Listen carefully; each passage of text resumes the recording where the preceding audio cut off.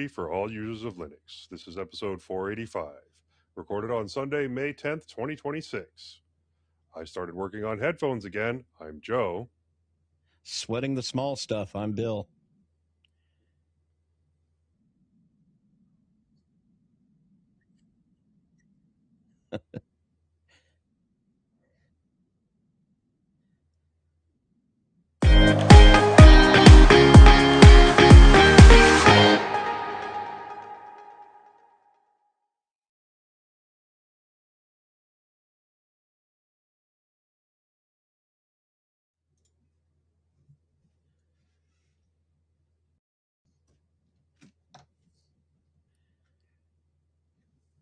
Go.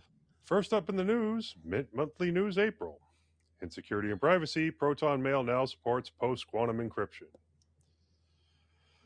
And finally, maybe a couple of suggestions. We didn't get any feedback since the last show. Now, please remember, if you want to follow along with our discussion, the full show notes for this episode are linked in the show's description. https mintcast.org/show notes, episode 485, show notes. Link in the show notes. I don't see how it makes much sense to put the entire string into the show notes. So you're already looking at the show notes. Why you need a link to go directly to the show notes when you're already in the show notes? I've tried to delete this, but somebody keeps putting it back. I don't know. I'm going for somebody's neck here. It's got to be Londoner. Love you, Anyway. Londoner. Oh, well, in that case, it's okay. I don't want to upset Londoner. First up in the news, Mint Monthly News. Yeah, this is by Clem via the Linux Mint blog, via Londoner. Hardware enablement ISOs. On April 16th, the team announced a longer development cycle and the decision not to release until Christmas 2026. To address compatibility issues with brand new hardware, they decided to start publishing updated ISO images called HWE, which means hardware enablement. Why you need two letters for one word, I don't know, but Linux Mint 22.3 was released in January with kernel 6.14. On April 30th, the team published HWE ISO images for Linux Mint 22.3 with kernel 6.17. Going forward, they will publish hardware enablement ISOs for the latest release whenever a newer kernel becomes available in the package base. Note that these ISOs are not new releases, but that they are fully QA tested and considered stable. For more information or to download these ISOs, go to linuxmint.com/HWE. Alpha phase. The team is considering adding an alpha phase to the new release cycle. This would make it easier for people to get a preview of what is coming and allow for gathering early feedback on some of the biggest changes we're working on. There is a new package base, a new screensaver, additional keyboard layout improvements, and a functional Wayland session. Now, there's a lot. Yeah, let's stop right there. Yeah, no, I think this is actually a good idea, having the alpha phase, especially considering that they're putting in the longer release cycle. Yeah, you know, they're not going to be releasing as often, so I think it would be extremely helpful to have this for testing purposes and to get people on the newer stuff quicker if they want to be. As long as people, I 100% agree. As long as people understand that a alpha is not a beta. An alpha means that you are neck deep in the development process. Right. And things are going to be wonky. Things will be broken or not up to snuff yet. Mint tends to do their alpha a little different from what I've seen in the past. So it's usually everything from the current base that's on there, and then they're slowly making changes to it till it becomes the new one. And so you're seeing those changes as they happen. But when you first install the alpha, it might seem a lot like what's, currently in production, which, makes sense. But yeah, eventually something's going to be broken and they're going to have to fix it. Enjoy. Yep. And if you like to be a part of that process, I don't recommend, it would be silly to try to use it as a main driver. But if you want to be a part of that process and file bugs and let them know what's going on, this is your opportunity. Um, there's a lot to test and more on the way. And then it ends with the screensaver bug fix. Sometimes when you lock and suspend, this typically happens when you close the lid on a laptop. Upon resume, you get to briefly see the session until the lock screen appears. An update to Cinnamon's settings daemon version 6.6.4 was pushed towards Linux Mint 22.3 and LMDE 7 to address this issue. And I not seen that problem because I don't have it on any laptops anywhere. Well, the wife's, but her machine is binary. It's either on or it's not. But yeah, good stuff. I'm looking forward to Wayland. I don't know why. I don't know why I care because it makes Because it's the things. future. Yeah, I guess that's what they keep saying anyway. Mm. No, I don't think I've ever actually seen this, but on most of my devices, I have to usually create some kind of custom, like, suspend resume myself, just because of whatever hardware issues it has, because it's some kind of tablet or something instead of a standard, laptop. Well, I did have a laptop that I would usually take on the road with me, and it was an HP, and it would have a problem with when it would come back from suspend, you'd have no Wi-Fi, and that was 100% of the time nearly. And I've had machines that did that, but yeah, that's usually just adding something in the I just if up, added if up, if down. A Yeah, system D unit to restart Network Manager whenever it would wake up or something. And I don't yeah. remember how I did it. I don't remember how I write any of my scripts. You just restart the whole stack for Yeah, that. Yeah, like which you shouldn't have to do that, but you shouldn't have to, but it's fun writing your own custom scripts sometimes. it's fun fixing a problem that a whole bunch of people have, but you're the only one that's up and running, Hmm. even if you never know that. All right, over to Charlie.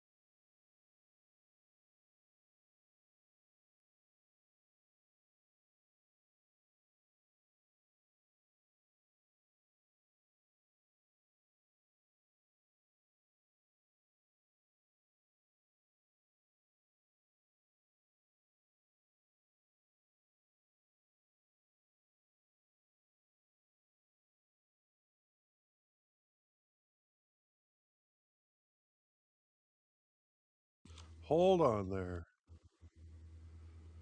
Uh, um, okay, did it get fixed? Now I can't hear you, Bill. I'm trying to figure it out here. It's YouTube is complaining because there's too many channels. So much for that OBS fix. Oh, they are. They're filtering you. Yeah, yeah. I'm trying to get somebody to just heard Now there's Joe. a stereo effect. Well, I guess my So thing. you're on the left channel, I'm on the right channel, and Charlie is inaudible. Yeah, well, Jim is no, you're no, it's not No, that. you were It's doing the right thing.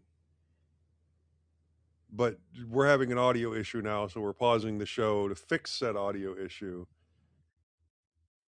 No, the issue is on. Yeah, yeah. The yeah, it's issue is on actually YouTube. with OBS and its output to YouTube, and YouTube not liking the 7 channels, which is what Bill was going to use to make audio editing easier. I'm not monitoring the audio on YouTube. I'm monitoring the chat. So lemon zest. Say something, Charlie, because you're the one that was they were having the trouble with. Okay, they said they can't hear Jim. Yeah, they said they could only hear me, but I was the only one talking at the time, I think. Could you guys hear Charlie?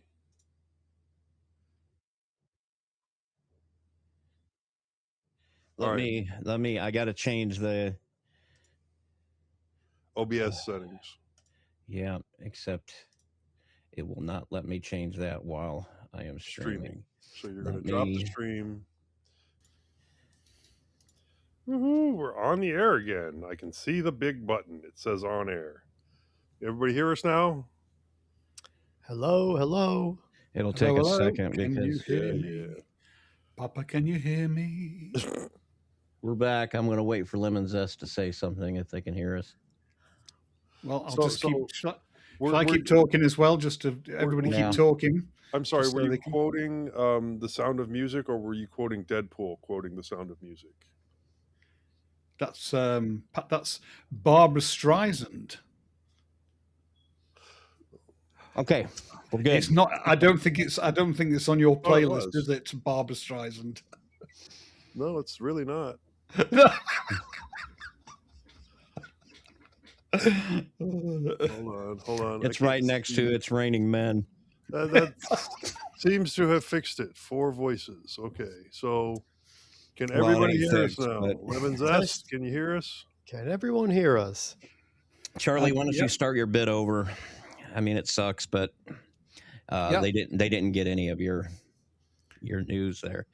So, God, I'm sorry, So- folks. Take it from NHS. Yeah, I think they were hacking me, because we're a surveillance state here in the UK, so I'm already probably going to get arrested by the end of this No. talk. apparently YouTube just can't handle 7.1. You know, Stream. I think it would be hilarious if you got swatted on show. Thank you, Joe. They would have to come a long way, the SWAT. But anyway, let's go. So it's all about the National Health Service playing games again. But I have to say that maybe if I was in their position, I might also take the same action. And that's they have a lot of stuff on GitHub. We are the National Health Service is paid by our taxes and our national insurance, as they call it.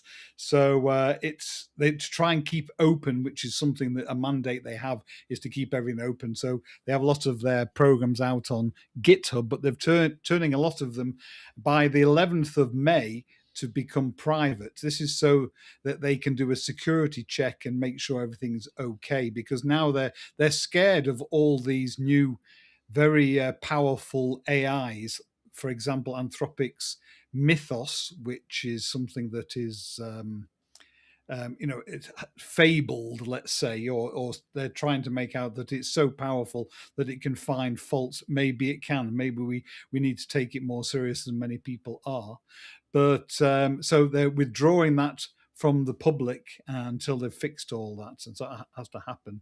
Unfortunately, it's something that's happening a lot now, because there are programs, for example, as cal.com, which was an open source alternative to Calendly, which actually has now gone closed source because of they claim their fear of AI stealing their intellectual property or finding back doors, etc., etc.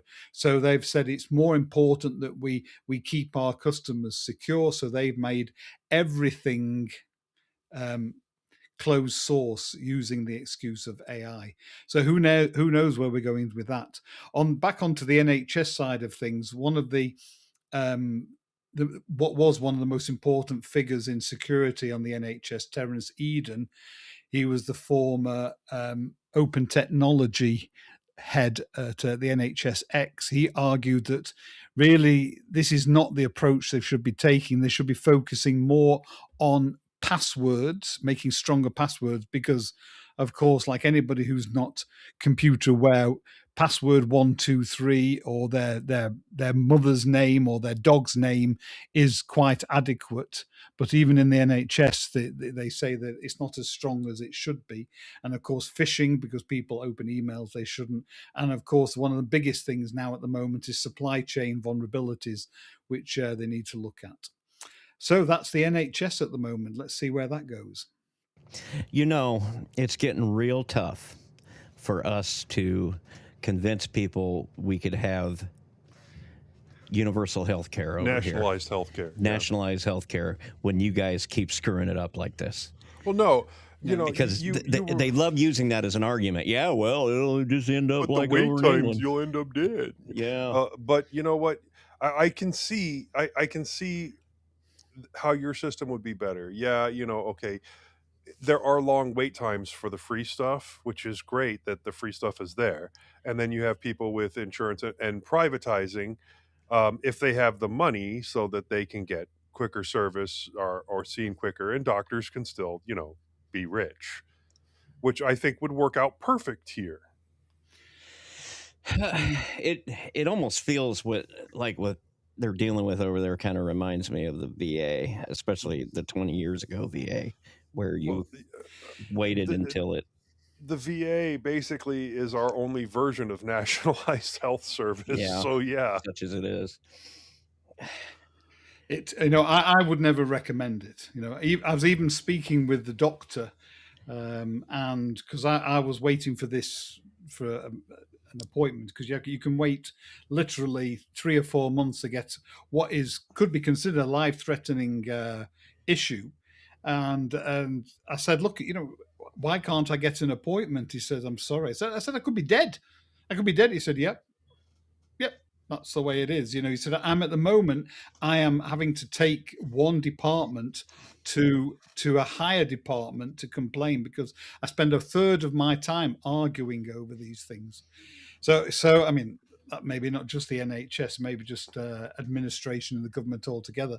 But I mean, I wouldn't recommend the whole system myself. I think it's very poor. The big problem is, without getting into all about the NHS, but just to say one thing, there is no benefit to being healthy. That's the big problem with these systems. If you look after yourself, I used to live in South Africa, and it's not perfect, but at least there was some benefit to look after yourself. They even gave you free gym, if you didn't go, they would stop. Now, I'm going to say that that's a bit of an offshoot there, especially if you look like here, there is incentive to be healthy because, basically any medical ailment that you have that's worse than a hangnail could send you into debt around here. Yeah. And still you have an obesity epidemic and a drug epidemic and all these other things, and people are not taking care of themselves. So I don't see what the difference is other than, y'all don't have to go into massive amounts of debt for the smallest medical ailment. And then I also want to say, I know we're going off topic here, and I need to stop before I start talking more about the VA, because it got good for a while, and then, yeah. The problem with the VA is that it's one of those things that's always going to be at the mercy of whatever political climate you're in. Yeah. At that moment. That was about the time it shifted. Yeah. So anyway. Moving on. I can trim this in a shorter version if we want to continue. That story about the NHS brought to you by the gentleman who was complaining the show wasn't focused on Linux enough. Yeah. Well, I went. I know. He I got must you. admit. I know. No, absolutely correct. Absolutely correct. I went off on tangent, but I will be editing it out for the main version. But it was about open source and closed source. Well, the Very NHS is about that. That's important. You know. It was, All right, let's move on. Right. So back onto me again. So this one's about Ubuntu, because poor Ubuntu, which is not having such a good time at the moment after its DDoS attacks.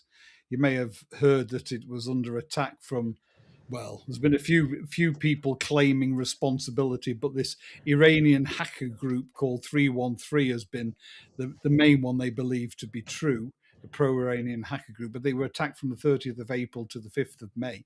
But now, after they survived all that, then somebody took over their Twitter account and actually posted things that people would believe. They actually talked a little bit AI, and if they'd stayed on the AI bit, they might have got away with it, because they actually created links to a domain called ai-ubuntu.com. So they could have got away with something, but unfortunately then they started to bring in cryptocurrency, which of course made people a little bit more weary. And nowadays anything to do with cryptocurrency, however good it may be, but as soon as you see it related to a big company, you start feeling something's fishy going on. So then they were found out, but they wanted to try and create they had a fake AI agent, which they said that Ubuntu was going to implement, called Numbat, Numbat. So poor old Canonical, it's not been a good May for them up to now. What's the current status on all that? Does anybody know?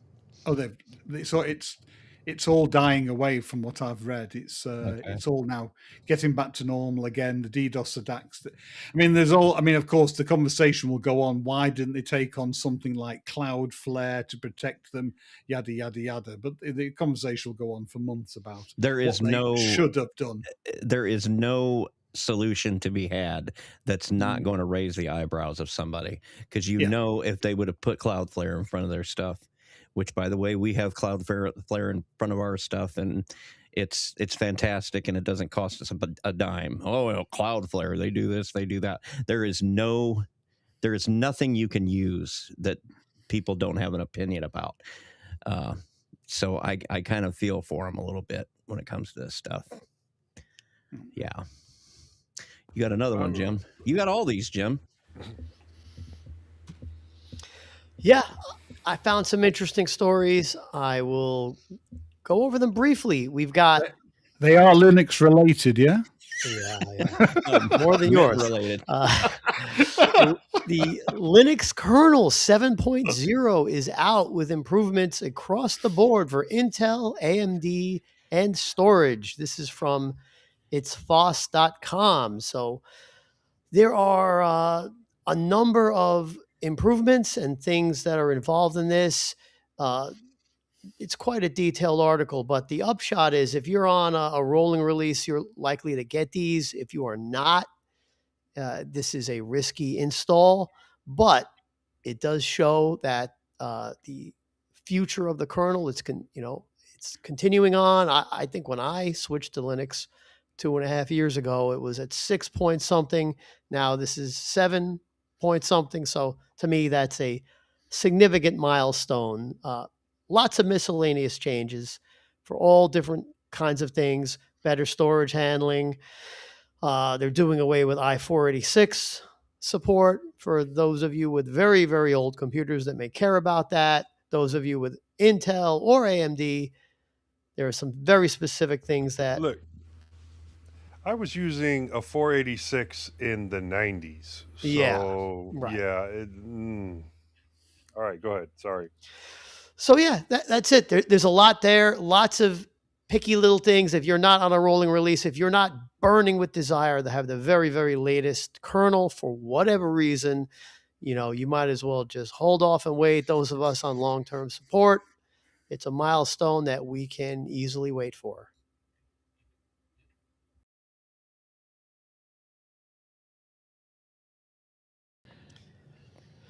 So, all right. If no one else has a comment about that, Well, I'll just say real quick, the Linux kernel, they've mentioned before that their numbering scheme doesn't necessarily mean anything. So people see 7.0 and they think that it's a big release. There's a lot of stuff in it, but it's not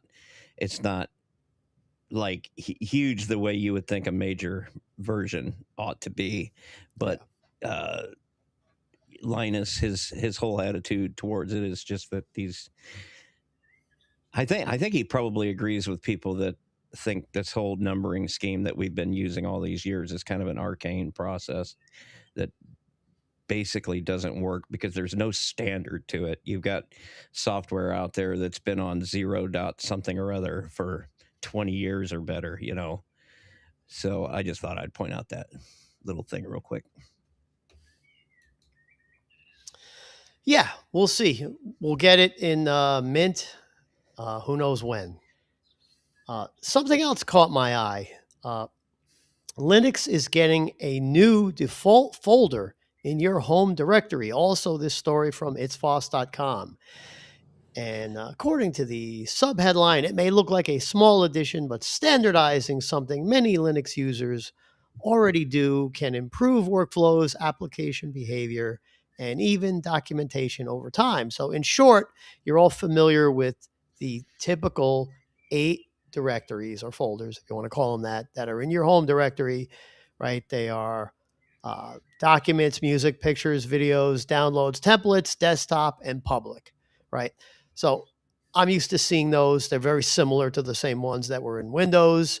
FreeBSD uses the same 8 folders. So they're kind of like a standard thing. I personally rename my public to games just for my purposes. But in any case, many people will know about this because it's just how your computer comes with. However, apparently a years old request has some users on some distros, especially rolling release distros like Arch, you're going to see a 9th folder called projects, which you could use for very obviously what are going to be different computer projects. So the utility of this to me is is in doubt.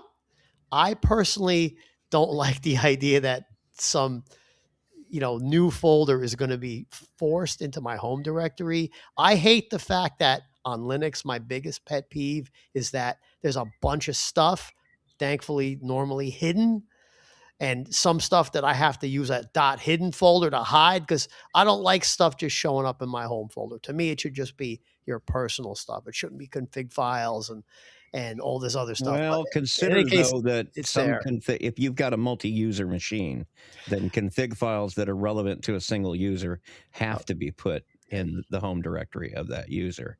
To that, I would say the idea of a multi-user machine is an anachronism, a throwback to the 1970s or 1980s when a computer was a thing that you wheeled in on a forklift. Hey, tell us you have a crap ton of money without telling us you have a crap ton of money. What are you talking about? You could be dead poor in Look, America right now. I and you've still got know multiple families. I computers. still know families that only have one computer in their house. God, I used to go to people's, especially now. I will say it was in the America Online days. You would turn on their Windows XP machine or Windows 98. There'd be like 13 users on that thing. Look, I remember in the 90s, I had to go over to a friend's house if I wanted to use a computer. Okay. Yeah. Well, yeah. There's that. Of course, in my day growing up. Yeah. But it is a thing in families. It's a thing like in businesses. If you have a machine that is And some sort of terminal, that's some families want to control the amount of time and where their kids go. So they only have the one computer. It's set up in, a public room of the house, and Okay. each kid has a different account. Okay. Well, I will say the projects folder would probably be useful for me, but I've gotten used to. I made a folder called production, and that's where all the OBS stuff goes. That's where all of the Audacity stuff goes. That's where anything goes that has anything to do with a show. There's a folder in there for artwork, for all the logos, for all the shows and everything like that. And then I do absolutely nothing with the videos folder and the music folder, which that's another thing. I would like to change music to audio, because I'm one of those people that things have to work in my brain, and music is something I listen to listen to, and an audio folder I would get more use out of, because that would be a folder that I would put maybe stuff that I'm working on or something I downloaded or whatnot. Right. So I kind of agree that I would like to have the control over what goes where, because I bet now that this directory is going to exist. You're going to have software like Kden Live and whatnot. They're going to start using that to put the temporary files in and stuff like that. We'll have to see how that goes, but yeah, the article does mention that if you don't like the new projects directory, just delete it. The xdg-user-dirs utility will not try to create it again. The default location for this directory will be moved to your home directory. Power users who want more control can edit some config file and modify it to control what goes where. So you can have some control over this. I don't know if Mint is going to incorporate this. See, for me, with my OCD-like tendencies, the idea of having an odd number of folders there would drive me crazy. I've got 2 rows of 4, although I guess you could create 3 rows of 3, in your GUI, default file manager. But in any case, you do have some control over it. So for those of us who don't like this idea, you can at least do something about it. 2 rows of 4. Right. That's got to be rough. Yeah. My son's like that. He's got to have all the switches, the switch plates in the house. The screws all have to be horizontal to the ground. Anyway, moving on. Yeah, absolutely. So yes, that caught my eye. Next, I saw an interesting article from slashdot.org. Chrome silently installs a 4 gigabyte AI model on your device without your consent. Good. I mean, good for wow. them. Wow. Good for you, Joe. I don't know if any of us use regular old Chrome. I'm in Chromium now, but that's not Chrome. I don't think. It's not. Right? I use regular Chrome on a lot of machines. Okay. Yikes. Well, the author of the article does explain that he discovered this, and he's telling people about it. So if this concerns you, you may want to reclaim some space back. Many of us use AI, but I think you should be able to control how you install it and where you install it and all that stuff. It shouldn't just be filling up your hard drive. If there's anything that's going to convince me to move away from Chrome, this is it. Is it? I might. I'm considering it. I can't think of nothing you can't do in Firefox that you can do. You got the odd thing like this, like audio and video stuff. Yeah, most web pages are actually designed specifically to work with Chrome, which makes it a lot easier for me to just, use Chrome. Those sound like sites I need to stay away from. Most of the internet. The strange thing is that they've said that the even though it's downloading this 4 gigabytes, it's actually still connecting as normal to use to the servers. It's not really relieving any connection at all. So what is it? Just a cache? Some sort of database? What? Yeah, I'm guessing it must use it in some way for something. It's only related to. It's not to replace Gemini. It's just for doing tabs and things like that. Lemon Zest on the YouTube chat is saying that it's the Gemini Nano AI model. So I don't know. So if you use the Nano chatbot or whatever, you've got it local. Summarizing pages, that would be one thing that it does, Yeah. you know, it helps with. But it's not a replacement for Gemini. Just use Firefox, folks. Yeah, I could tell you I've been using Firefox for over 20 years. And I remember years ago, there were a few websites that I frequented that had some issues. Nowadays, very, very rare. I can't remember the last time I went to a site that it had Firefox had trouble displaying. Brave Origin, forget it. Just go Brave Origin. Back in the day, I used to switch back and forth between Firefox and Chrome. I'd use Chrome for a while, and then I'd switch and I'd use Firefox for a while. It was all dependent because they would go back and forth on who managed memory better. And, back then when I was making that switch, it was kind of important. Now, most of my machines got like 16 gig or 32 gig or something crazy like that. So it's not as much of an issue.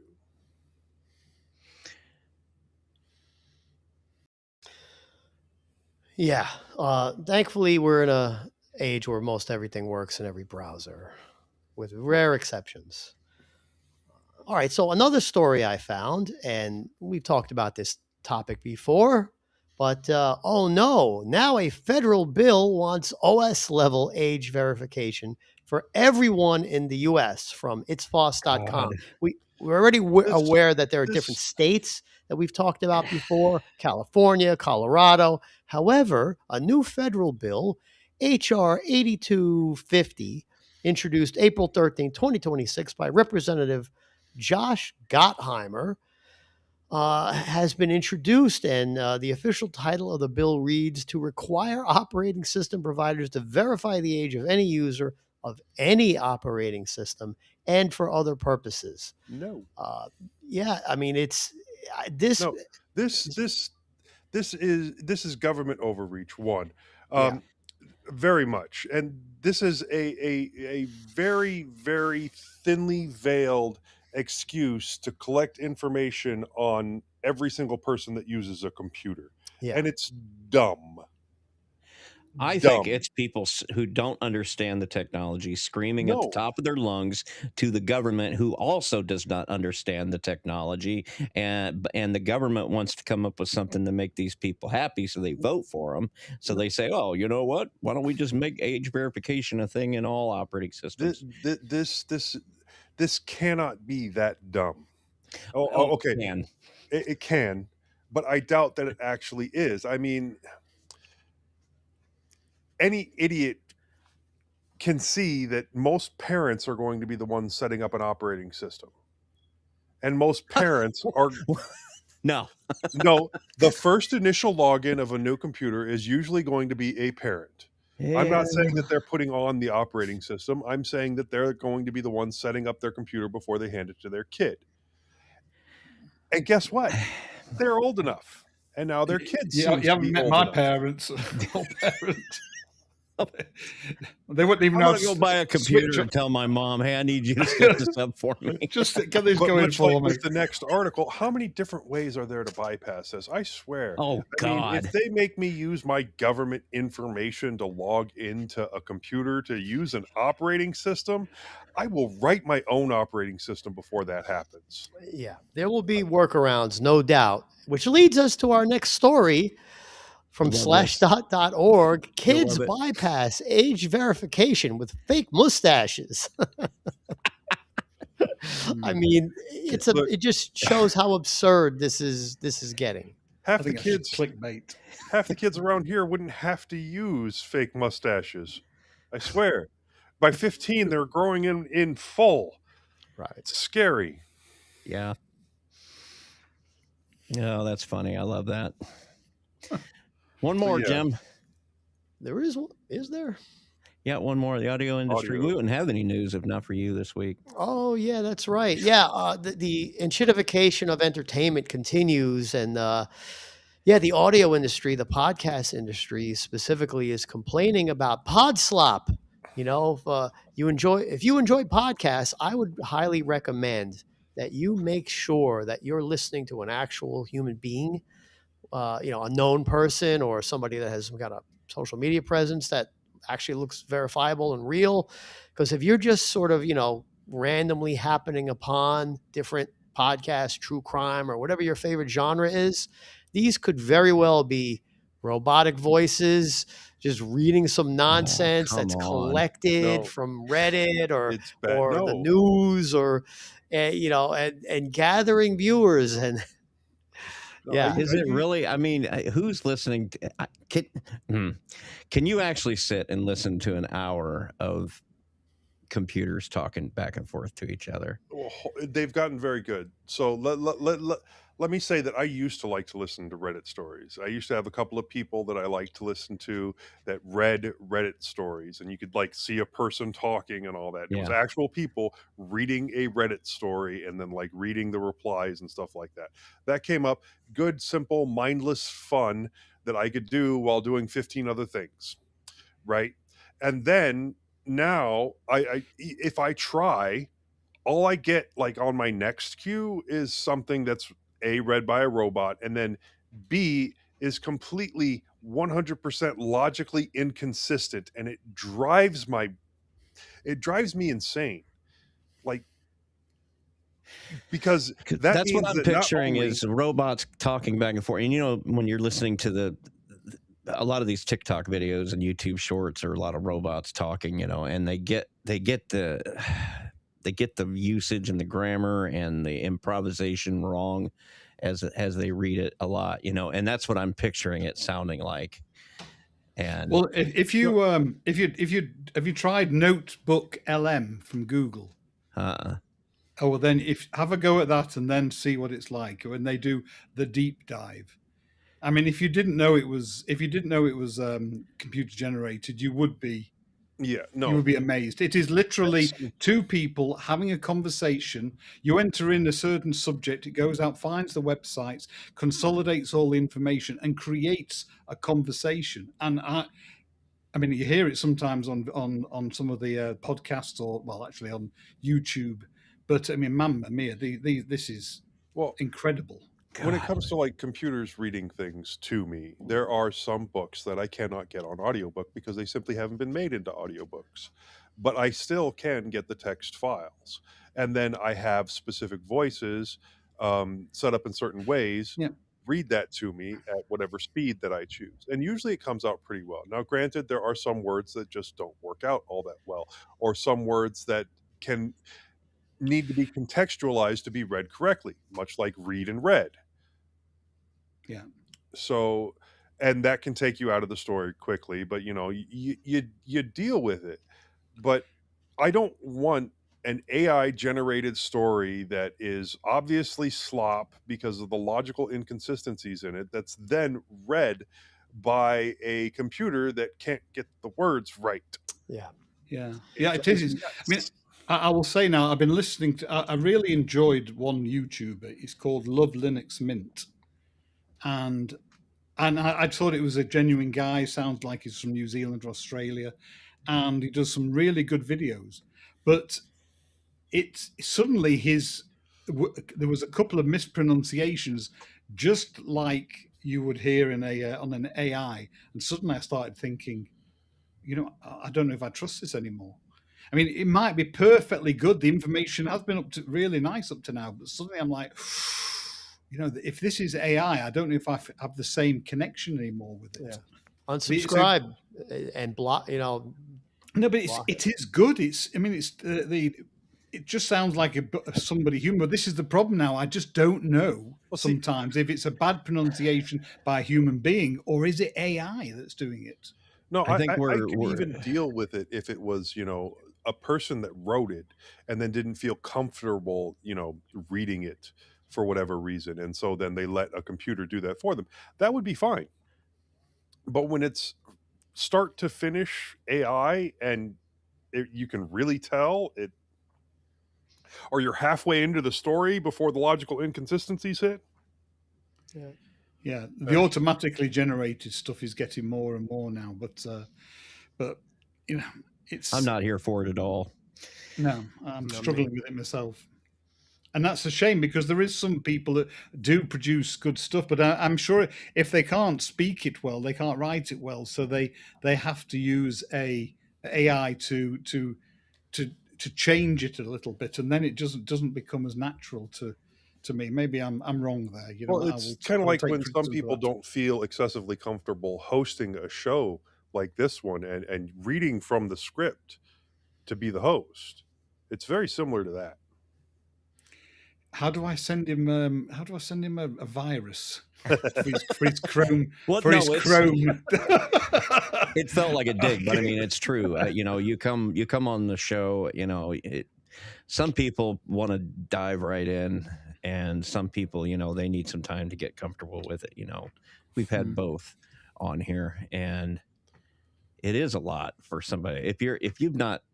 If this kind of thing hasn't been part of your life up until your 40s or 50s, then yeah, it's a big ask, you know.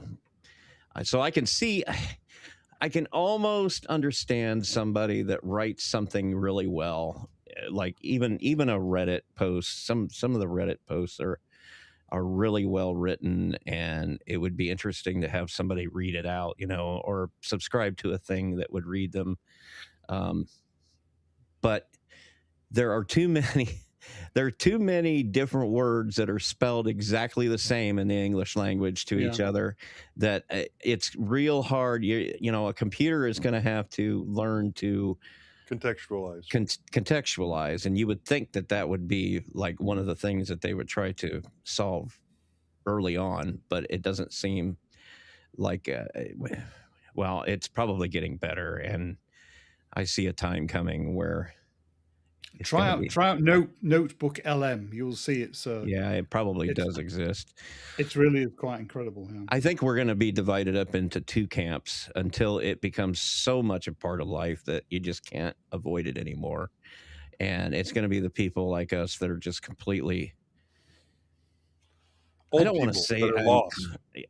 I don't want to say I'm completely philosophically opposed to all things AI, because I do use AI searches and things like that. I like I default back to the mentality that technology should augment the human being. It should extend the capabilities of the human being. It should not ever replace the human being. Yeah. I'm going to say it a little differently than other people did, but you know, it should be taking over the jobs we don't want to do. It shouldn't be taking over art. It shouldn't be taking over the fun things. It Yeah. should be taking over, you know, washing the dishes, cleaning the floors, folding the clothes, the things that keep us away from the fun stuff that we like to do. Yeah, I have to say I do take it back that it is tricky. You know, some people have struggled to do struggle to read from a page. You know, and it would be a bit of a mess. So you can actually make it sound. And if you program your own voice, because you can just read a few lines and now it will recreate your own voice. So you know, I take it back that maybe there are people there who are producing stuff you just to use their own voice, and maybe it is AI, but you know, let's just see how things. You know, I'd like to know about the Love Linux Mint guy, because he does some very good stuff, but just when there are a couple of glitches, and I was like, Well, ooh, maybe what he did was he did a lot of recordings early, and then later on he got busy, and so he did generate his own voice reader. possibly yes. I'd just like to know. You know, that was Yeah, there's enough real people producing real content, and if you're not an idiot, you can tell the difference. So Yeah. I block that slop, move on. I had to have this conversation with my dad, and he's smart. You know, he got it, but like, yeah, he watches a lot of YouTube videos about history and military history, and he was complaining. He actually knew this. This is a weird story. There's some kind of senior retired army officer who they have a bot effectively imitating this guy. He's in his 90s and pretending to be like he's still talking. It's bizarre. There's a There's a lot of weird lot stuff of going on. agentic stuff in the military Yeah, history. Oh my gosh. yeah. This stuff is getting generated just in All data right, guys, farms. we've been on this Yeah, for we a could while beat now. this It's to a good death Yeah, all day. topic yeah. because I could pivot into the pod slop that's involved in comics and You're comic right. reviews, but yeah, it's probably a good idea for us to. Well, let's move on to something more interesting like Euro Office Oh using yeah, because this ODF. is so much more interesting. No, we're just continuing the show. Okay, so will EuroOffice be using ODF? EuroOffice, the new coalition forming around a European alternative for productivity, was asked if they were planning on using ODF as the standard, but they did not respond. ODF, the open document format, is a standard that many have embraced, including Germany, who mandated a law saying ODF must be used for public administration documents. This prevents using a dozen different formats and having to make them all compatible with each other. And also, it prevents using more proprietary formats, such as the ones from Microsoft. Now, the reason I found this to be somewhat interesting is because it leads back to that conversation where a lot of countries are actively moving away from Microsoft products to use more open source stuff, especially governments and things like that, because they want it away specifically from the US and a lot of the metrics that get shipped back there.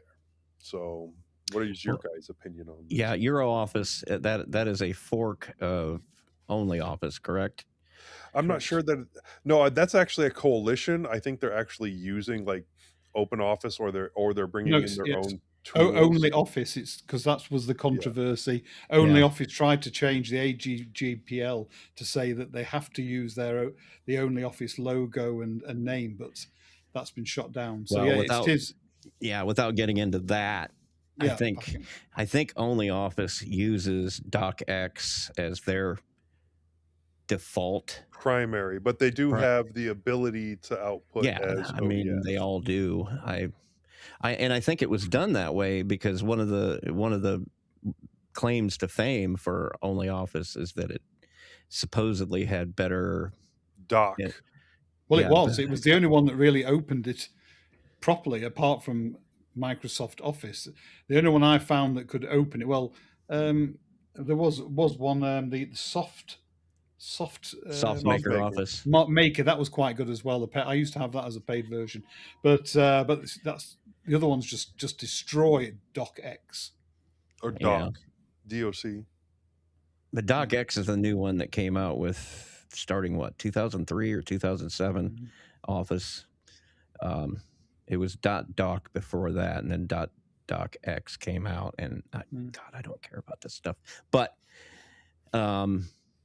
it's a good question because ODF. If you're trying to really get away from all of the proprietary, very varied formats, and to be fair, ODF.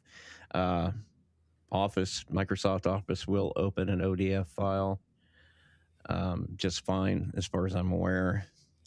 So it's just if you make something on Google Docs and then you start spreading it around to everybody, and if everybody's using their own thing to add or take away stuff to a document, then you might run into problems. But I'm interested to see how this whole thing plays out because it's going to be interesting in the open source space over the next 4 or 5 years. Yeah, if you're interested in documents. Basically, well, not just documents, but basically across the whole space, because you are seeing that Linux is taking up a larger market share, and a lot of gaming is geared towards it now. So yeah, the next 4 or 5 years in the open source space in general is going to be interesting.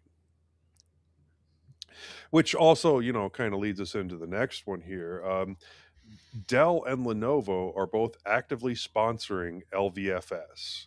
So they've become premier sponsors for the Linux vendor firmware services.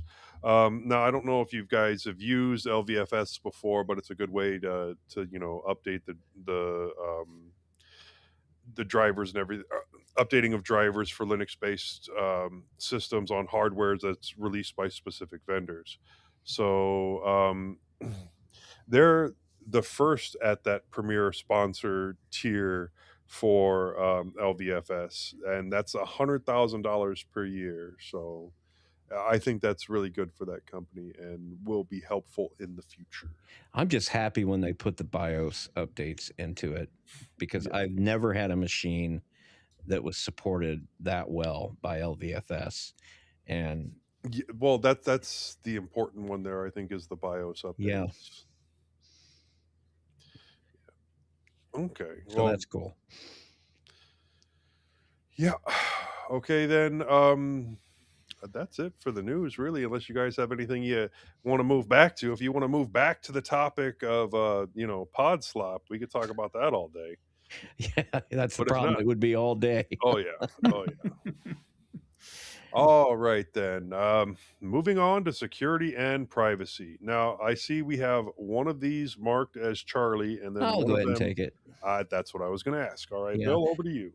Proton Mail now supports post quantum encryption, and I have not looked at this article.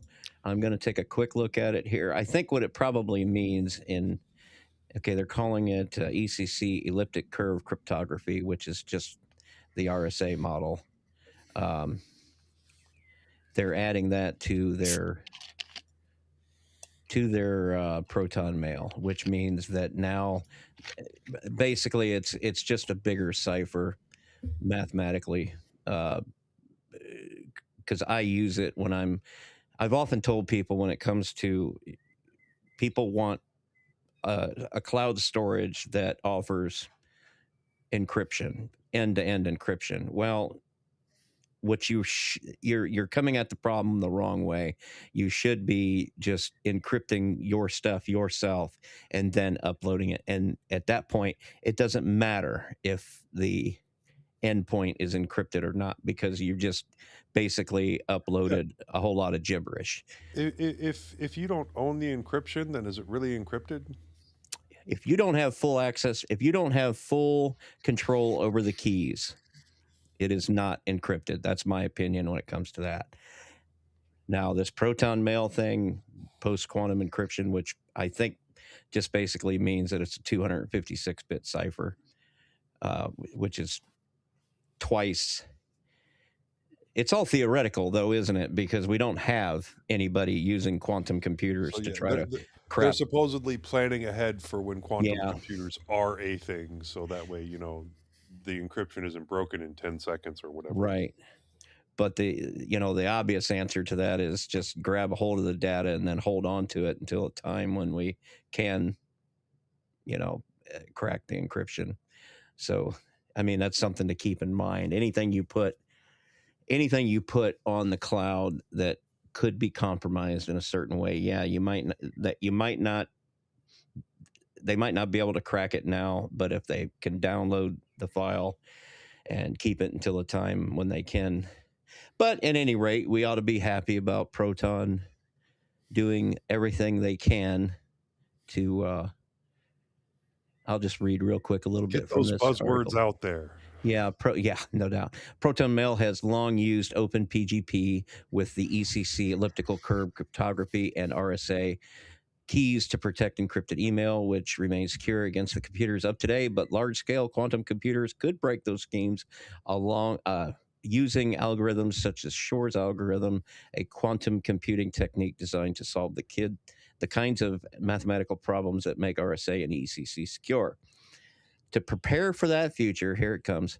Proton Mail now supports the encryption keys that withstand post quantum cryptography, PQC. They're not really going into the details of it, but enabling PQC helps protect new encrypted emails going forward, and we plan to re-encrypt older emails. Now that's interesting that they're going to back apply some of this. As with existing keys, PQC keys can still be managed in familiar ways. You can generate more PQC keys later, and those keys can be marked obsolete or compromised, just like RSA and ECC keys. They're not. They say they're adding support for OpenPGP version 6. the newer framework enables modern algorithm support, including post-quantum cryptography. I think I'm going to make a video just showing how to use tools that come with, like, for example, Mint, the all of your core, what do they call it? The core tools that come with most Debian-based Linux Core distros. utilities. Core utilities, core utils. You've got all the tools right there you need to encrypt a single file with quantum resistant encryption, because you've got access to the 256-bit cipher right there. It will use the 128-bit by default, but you have access to the 256 as well. I'm going to make a video showing how to do that. And you can also encrypt entire directories to be stored somewhere. And then that's, in my opinion, that is the way to handle storing something on the cloud that you know is, you're doing the absolute best you can, because you're the one in control of the keys, and at that point it doesn't matter where it's setting. So bully on them for applying the new technology. Proton Mail seems to be, I don't know that they're the only option out there to go with for this kind of thing, but it seems like that they honestly care about people, keeping people safe from the things that all the bad people out there. So, Charlie, what's this one you got here? Well, this is like the new copy fail that's just come out again, called Dirty Frag. This time it's another LPE, a local privilege escalation. Frag. Yeah, no, it's a great name actually. So basically, it has the same thing. It's basically combined two bugs, let's call them, one from 2017, 2020, to bring it together to allow people to escalate to root access. But that's nothing new. We've heard a lot about the copy fail, but the interesting thing about this one, unfortunately, is that they when they release this information, the actual chap, and I'm going to butcher his name, Woo Kim, he was the researcher that found it.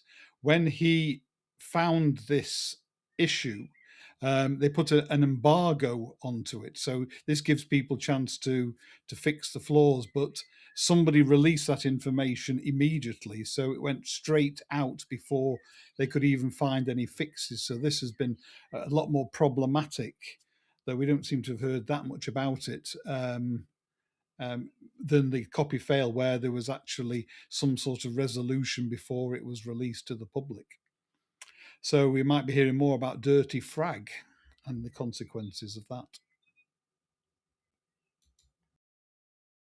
Yeah, pretty soon here we'll hear about it being used in the wild. I think so.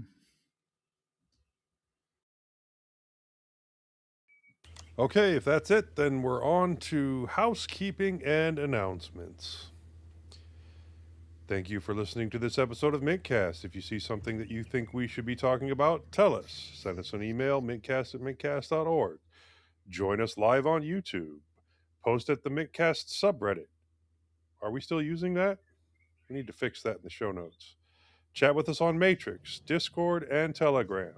Reminder, if you are using Mint 22 or later, you have a Matrix client called Element installed by default.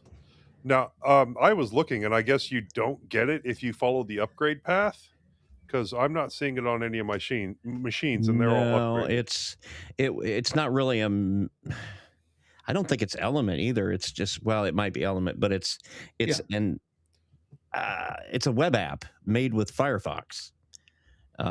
It's basically what it is. So I'm not seeing it's it. called Matrix on the. It's not even called Element. It's called Matrix. It's called Matrix. Yeah. Well, if I hit the super key and type Matrix, it's not here, and I'm on like.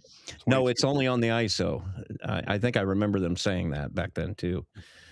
You have to install fresh in order to have it. But okay. Honestly, I don't recommend using it that way anyway. Go to the website.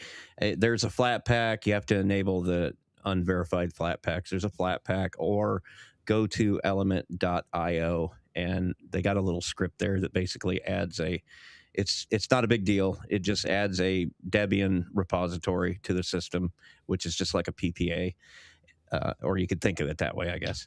And then it installs just like you would install anything else from there. It works good. Yeah, and we've come to love it. And if I get my way, we're going to move. Well, love it. We've come to like it. Okay. There's something about it I don't like. We've come to use it because I desperately needed another chat application installed on all my machines. I want to get rid of Discord, honestly, because there might be one or two things that we don't like. I think it's great. I think it's great. And one of the nice things is when you actually post, then you can see who's Reddit and who is ignoring you. Ooh, I'm always ignoring you, Charlie. I know. All right. Our next episode is 2 p.m. U.S. Central Time on Sunday, May 24th, 2026. You can get that converted to your time zone with a link in the show notes. Next Saturday, we will host a roundtable live stream. Please come and join us using the Discord voice channel, 2 p.m. U.S. Central Time, Saturday, May 16th, 2026. Also, link in the show notes to get that converted to your time zone. Live stream information is at mintcast.org/livestream. I'm Joe. If you like the sound of my voice, you can catch me on the Linux Link Tech Show, which is at tllts.org. I'm also on Linux Lugcast, which is at linuxlugcast.com. You can send me an email directly, jb@mintcast.org, or you can buy me a coffee on Ko-fi. Link in the show notes. Moss couldn't be here with us today. He is on Full Circle Weekly News, moss@bodhilinux.com. He's on Mastodon at Zyvala at hostux.social, and occasionally he puts out a show on HPR. Bill? Yeah, you can email me, bill@mintcast.org, bill_h on Discord. I don't have a way to get a hold of me directly on Matrix yet. I gotta work on that.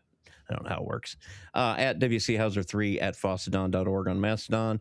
I'm also on Linux OTC with Eric, Majid, and Charlie. Go check out that show.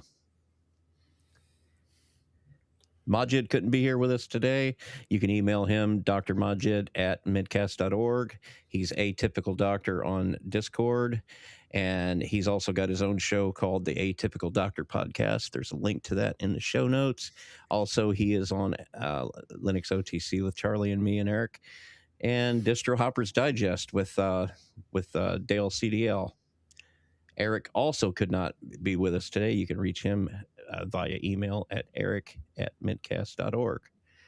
Charles could not be here with us today either. Boy. Yeah, you got stuck with all of them. You can email him, charles@mintcast.org, or he's Mr. PDX on Discord. Jim? Yeah, you could reach me at jim@mintcast.org. I go by GNU2Linux on Discord. I also have a few episodes of my own podcast called The Linux Shortcut on YouTube. And I also want to add in spontaneously that if this went well today and the audio sounds good, we are probably doing the next roundtable on Video Ninja, not Discord. So keep that in mind. Oh, my. So did I miss a meeting? Okay, we'll have to work that out. Go ahead, Charlie. So I'm Charlie. I'm Immutable Charlie on Matrix and Discord. Charlie at mintcast.org, and I'm also on Linux OTC podcast. Now, before we leave, we want to make sure to acknowledge some of the people who make mintcast possible. Bill for our audio editing and for hosting the server, which runs our website maintenance, and the Nextcloud server, and now the Matrix server as well. No, it's we're just using Matrix. Oh, okay. Yeah. I thought you had set up your own. But yeah, he hosts the show notes and the raw audio. Archive.org for hosting our audio files. Hobstar for our logo, and initRD for the animated logo on Discord. Londoner for our time sinks and various other contributions. And last but not least, the Linux Mint development team for the fine distro we love to talk about. Thanks, Clem. Thanks, Clem. Merci, Clem. And co. And that's wrap. a wrap. Thanks, everybody in the live stream. We will see you next week.